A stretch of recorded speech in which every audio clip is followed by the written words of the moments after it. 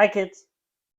Number 48 greatest films of all time, The Night of the Hunter from 1955. I don't know about you. Night of the Hunter is a pretty awesome title. I hear The Night of the Hunter and I think, tell me more. Tell me more. Does he have a car?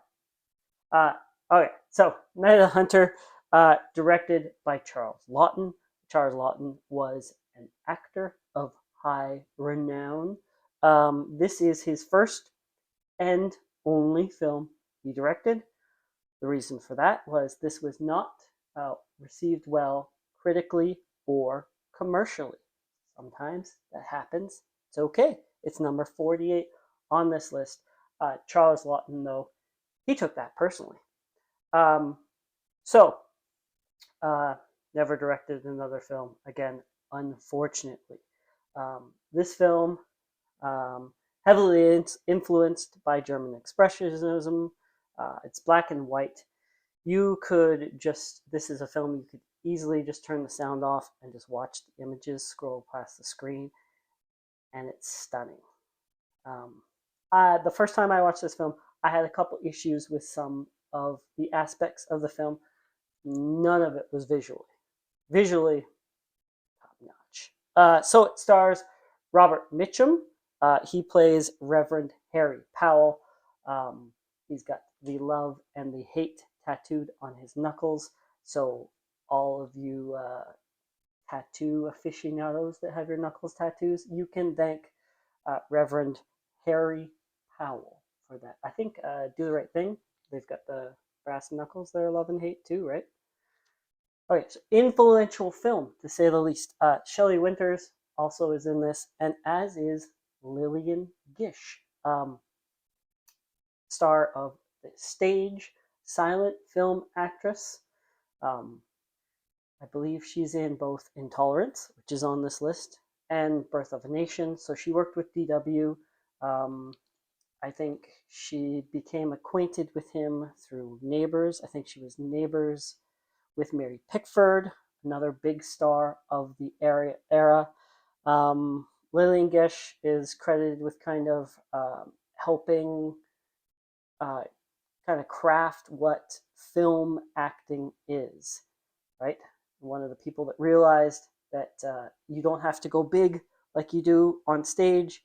You can do small, nuanced performances because the camera is right here. So, Lillian Gish, yeah, friends, maybe lovers with D.W. Griffith. So that tells you about Lillian Gish's politics. Read into that much as you like. So, Night of the Hunter is based on a novel. The novel is by Davis Grubb. Davis Grubb was an aspiring painter. He wanted to be a painter. There was just one problem. Life threw him a curveball. He was colorblind. So he also was interested in writing. So he wrote. I believe at the time that the novel was published, he was working as a radio DJ to supplement his income. Yeah, eventually I think published about 9 novels, a bunch of short stories. Some of those short stories got adapted into Night Gallery episodes. Night Gallery was the show that Rod Serling did after The Twilight Zone. A couple of the adapted episodes, I believe, were directed by Rod Serling and Alfred Hitchcock. So, not too shabby. So he based Night of the Hunter on real life events. It's based on a novel, based on real events. Those are the murders of Harry Powers. So they changed Harry Powell to Harry Powers. Or from Powell to Powers. Powers.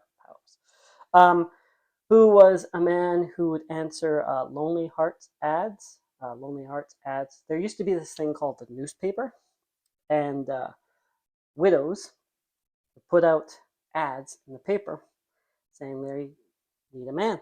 So, widow with her kids, her husband died suddenly, she needs some help, and would come across countries, sight unseen, meet these women, marry them, help raise their family.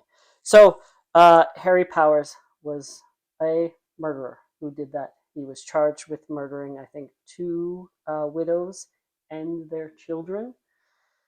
So that's what this film is based on. So it gives you an idea what The Night of the Hunter is about.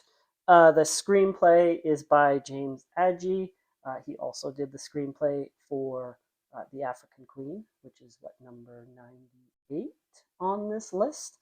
Cinematography, because that is striking in this, is done by Stanley Cortez. Also, the cinematographer on the Magnificent Ambersons, uh,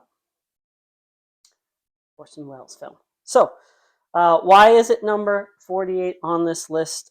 British Film Institute, their 2012 list. It was number 63 on the critics list, number 26 on the directors list, and then just last year, 2022, critics bumped it up to number 25 on their list, and it dropped on the directors list to number 41. So that is The Night of the Hunter.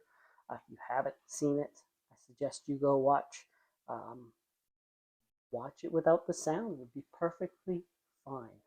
This film you could just cut it up and make it into a stunning music video or something. I don't know. Maybe that's blasphemy. Anyways, thank you for watching. Like, subscribe.